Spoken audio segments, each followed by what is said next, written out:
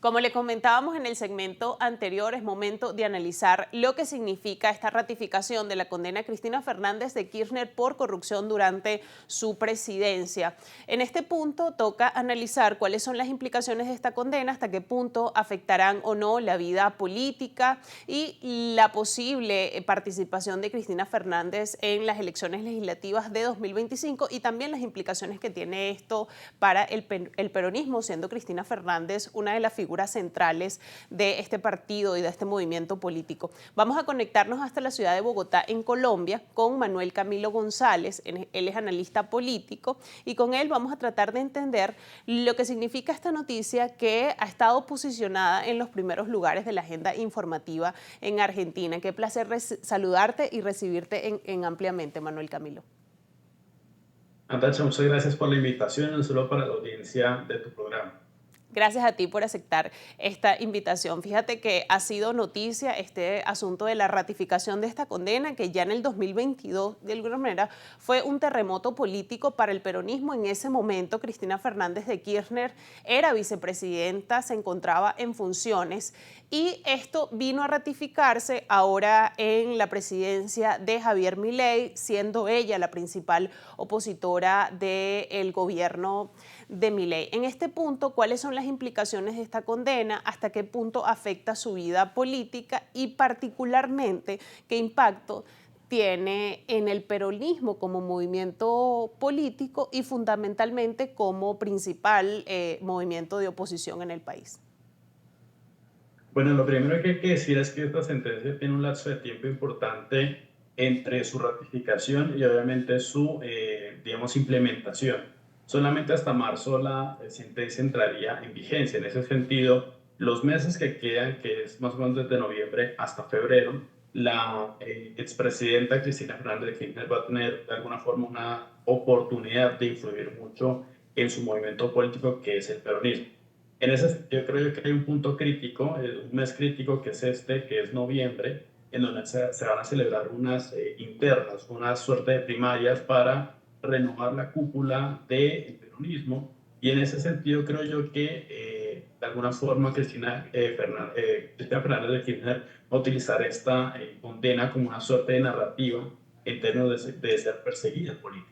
Creo yo que esto de alguna forma la ratifica como una líder de oposición y que incluso las encuestas la ven mucho en ese sentido. Entonces creo yo que el peronismo tiene una característica muy importante, que es la fluidez de su liderazgo. Y es que a pesar de que los líderes puedan morir o puedan al final de cuentas ser desplazados por coyunturas políticas o incluso judiciales, como es este caso, el peronismo siempre tiene una base de renovación en el liderazgo. Por eso, a pesar de que Cristina Kirchner pueda de alguna forma desplazarse un poco más, digamos, en marzo, cuando se dicte hoy esta sentencia, seguramente habrán muchos otros que puedan reemplazarla y obviamente mantener vivo el movimiento peronista. En ese sentido, creo yo que la gran base no solamente reside en los cuadros del peronismo, sino particularmente en lo que se denomina el peronismo federal. Y es este grupo de gobernadores que al final de cuentas también pueden asumir este cargo político y partidario que puede mantener obviamente vivo al movimiento político, como bien decía antes. Entonces creo yo que la adaptación, la autonomía que tiene obviamente los líderes del peronismo frente a las cuestiones relacionadas a las coyunturas judiciales o políticas, creo yo que les da una suerte de oportunidad para renovar no solamente el liderazgo, sino incluso las estrategias para hacerle una mejor oposición a Javier Milei, después de que obviamente una serie de escándalos y obviamente una serie de divisiones al interior del peronismo, pues han desgastado mucho la unidad entre ellos. Ahora bien, ¿cómo puede recuperarse el peronismo de esta última etapa que ha tenido sobre todo representada por Alberto Fernández y estos escándalos sobre violencia doméstica, además comprobado con su esposa o exesposa? Y por otro lado, la candidatura de Sergio Massa, que fue una candidatura un poco floja que no le alcanzó realmente al peronismo para volver a conquistar la presidencia. A la luz de estas dos personalidades, a la luz de estos dos actores políticos, ¿de qué manera podría el peronismo sobrevivir ahora a esta acusación de Cristina Fernández de Kirchner, que lo que entendemos es que es la figura central de este movimiento político?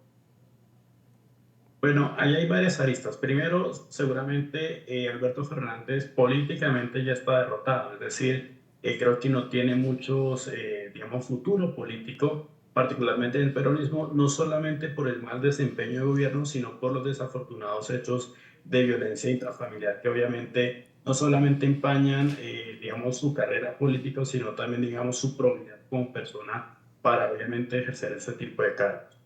Segundo, hay que decir que Cristina Fernández de Kirchner, si bien tiene esta serie de condenas y esta serie, pues obviamente, de acusaciones judiciales, ciertamente las encuestas la dan a ella como una suerte de líder opositora frente a Milei.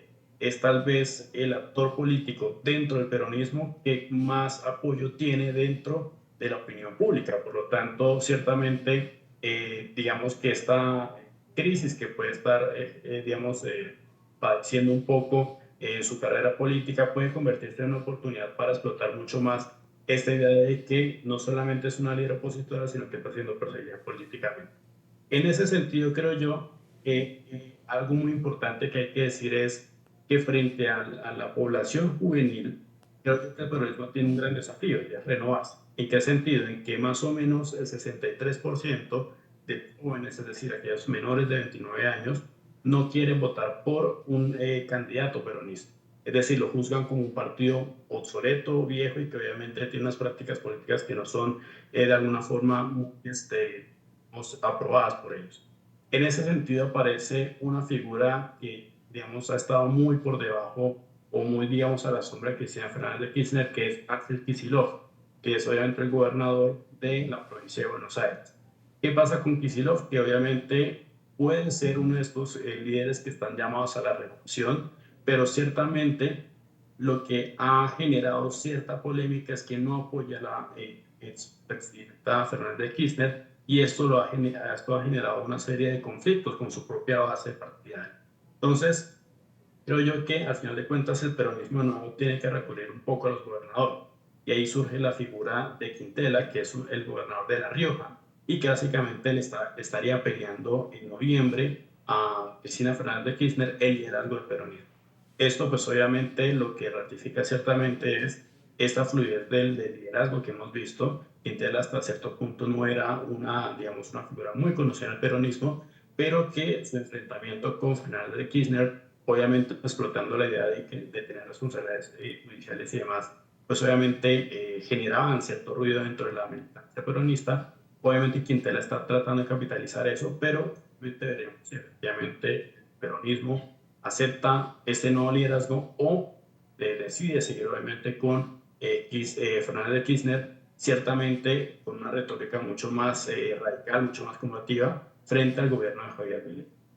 Bien, vamos a hacer una pausa en este análisis, Manuel Camilo, y al regreso vamos a revisar cómo está percibiendo la gente este asunto de la condena, cómo están las encuestas, porque lo cierto es que aunque Javier Milei, que ya está por cumplir un año en el gobierno, ha tenido un comienzo complicado porque ha tenido que ajustar ciertas cosas, pareciera que las cosas, por lo menos económicamente, le están saliendo bien, así que ahí el peronismo tiene un gran desafío. Vamos a hacer una pausa en este análisis, en esta conversación con Manuel Camilo González, se conecta con nosotros desde la ciudad de Bogotá, en Colombia, analizando esta ratificación de condena por corrupción a Cristina Fernández de Kirchner. Hacemos una pausa y al regreso más de este análisis.